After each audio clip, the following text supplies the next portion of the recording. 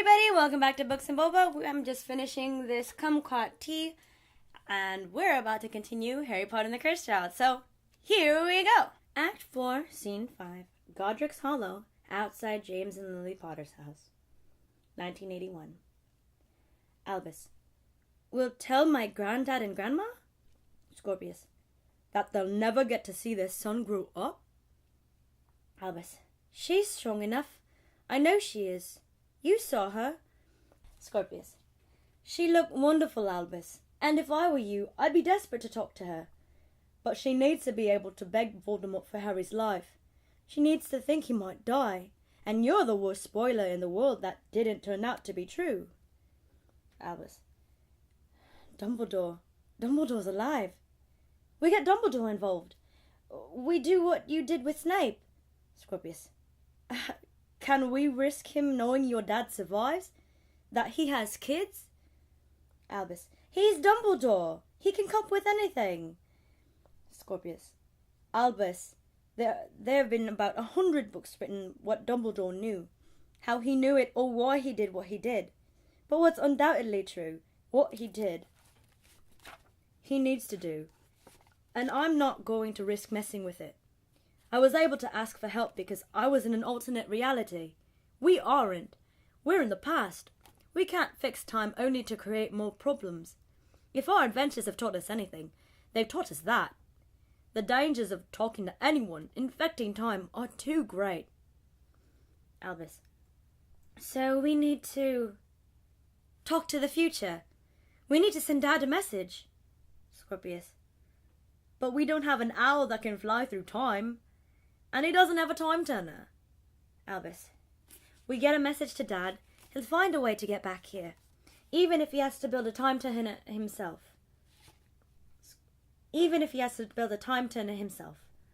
Scorpius. We send a memory, like a pensieve. Stand over him and send a message. Hopefully he reaches for the memory at exactly the right moment. I mean, it's unlikely, but stand over the baby and just repeat something, shout, "Help, help, help!"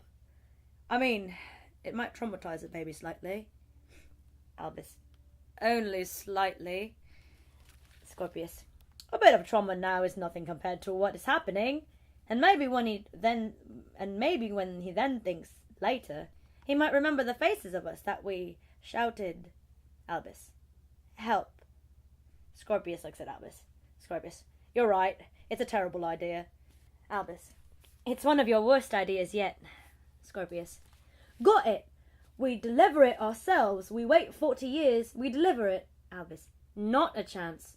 Once Delphi has set time the way she wants, she'll send armies to try and find us. Kill us. Scorpius. So we hide in a hole? Albus. As pleasurable as it will be to hide in a hole with you for the next 40 years, they'll find us. And we'll die and time will be stuck in the wrong position. No. We need something that we can control. Something we know that he'll get at exactly the right time. We need Scorpius. There's nothing. Still, if I had to choose a companion to be at the return of eternal darkness with, I'd choose you. Albus. No offense, but I'd choose someone massive and really good at magic. Lily exits the house with baby Harry in a pram. She carefully puts a blanket on him. His blanket! She's wrapping him in his blanket! Scorpius. Well, it is a moderately cold day. Albus. He always said it's the only thing he had from her. Look at the love which she's put it on him. I think he'd like to know about that. I wish I could tell him. Scorpius. And I wish I could tell my dad. Well, I'm not sure what. I think I'd like to tell him that I'm occasionally capable of more bravery than he might think I am. Albus has a thought. Albus. Scorpius. My dad still has that blanket. Scorpius. That won't work. If we write a message on it now, even really small, he'll read it too soon. Time will be spoilt. Albus. What do you know about love potions? What's the ingredients they all contain? Scorpius. Amongst other things, pearl dust. Albus. Pearl dust is a relatively rare ingredient, isn't it? Albus. Or Scorpius. Mainly because it's pretty expensive. What's this about, Albus? Albus. Dad and I had a fight on the day before I went to school. Scorpius. This I am aware of. I believe it kind of got us into this mess. Albus. I threw the blanket across the room. It collided with a love potion that Uncle Ron gave me as a joke. Scorpius. He's a funny guy. Albus.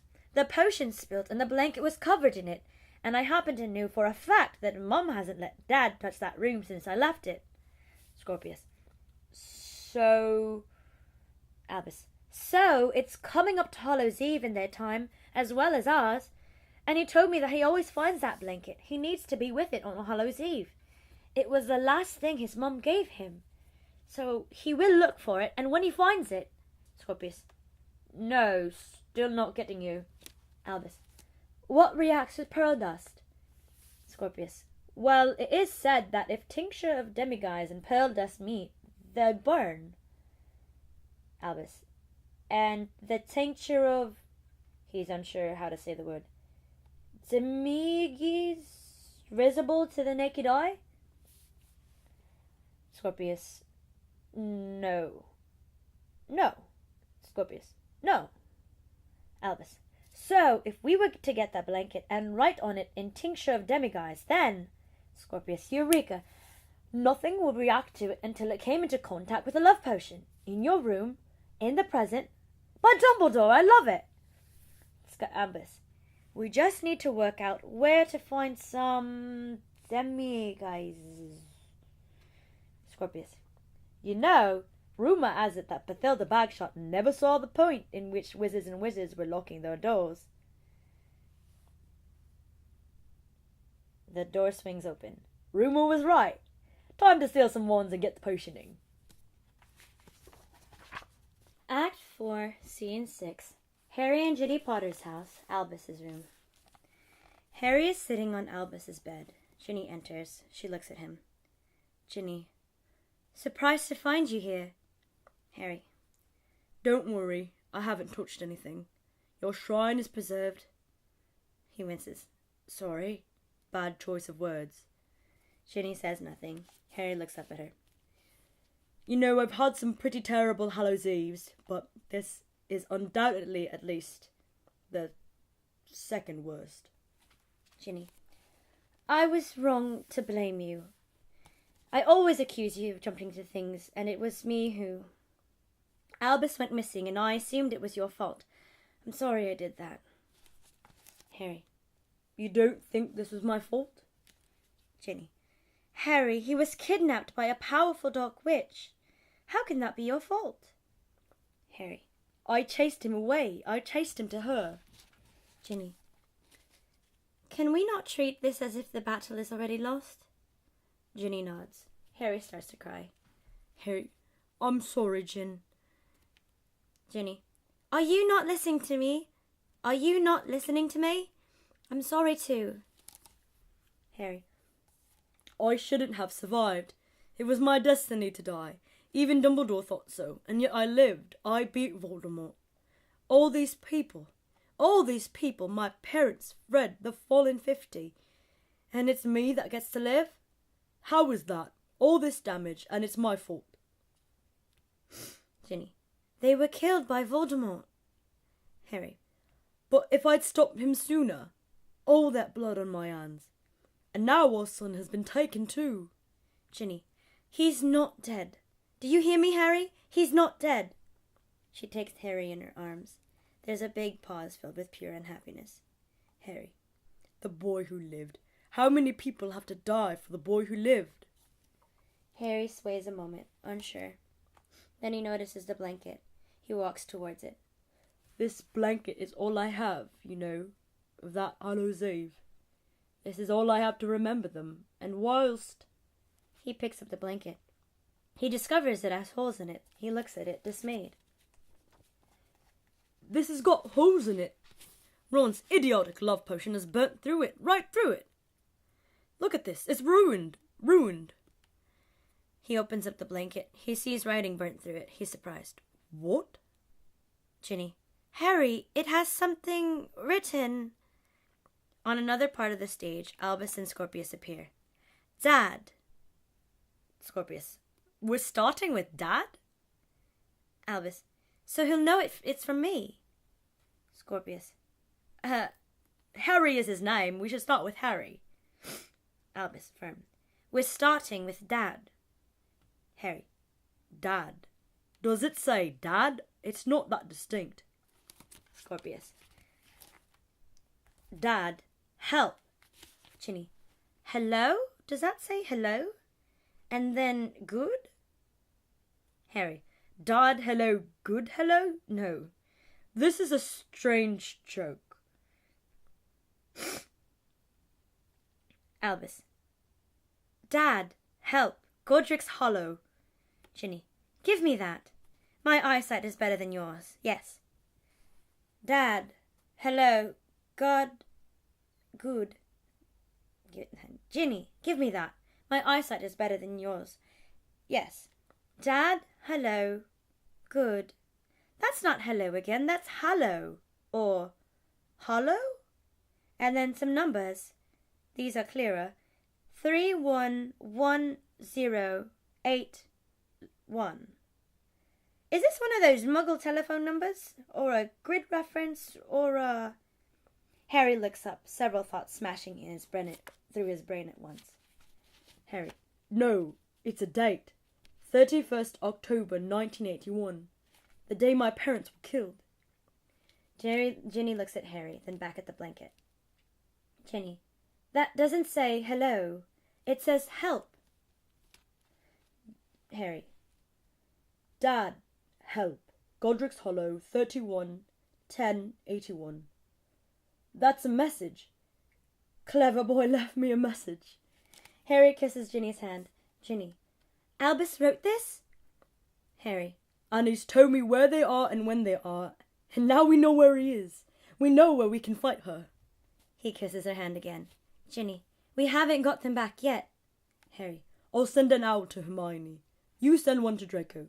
Tell them to meet us at Godric's Hollow with a time turner. Ginny. And it is us, okay? Don't even think about going back without me, Harry. Harry. Of course you're coming. We have a chance, Ginny, and by Dumbledore, that's all we need, a chance. Act 4, Scene 7, Godric's Hollow. Ron, Hermione, Draco, Harry, and Ginny walked through a present-day Godric's Hollow.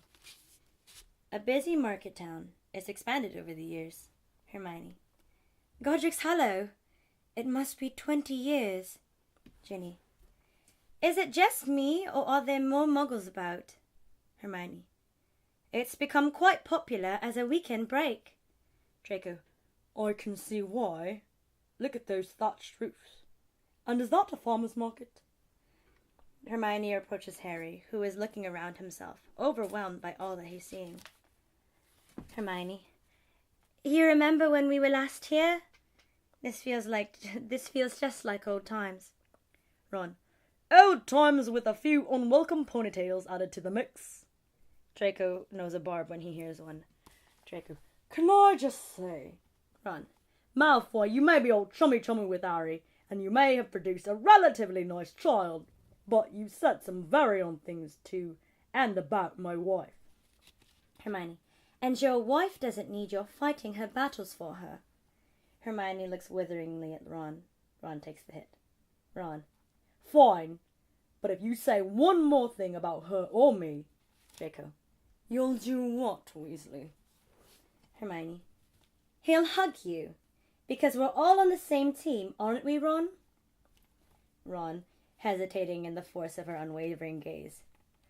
Fine, I think you've got really nice hair, Draco. Hermione. Thank you, husband. Now this seems to be a good spot. Let's do this.